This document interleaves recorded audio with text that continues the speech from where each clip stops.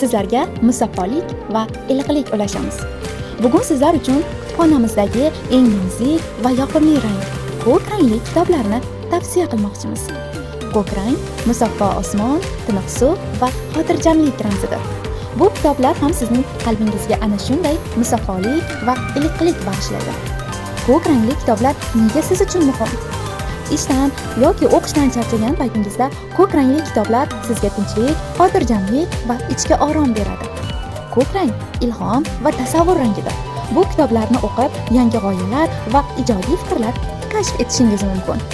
Kitoblarning ko'k rangi sizning ongingizni musaffo qilib, hayotga nisbatan pozitiv qarashga undaydi.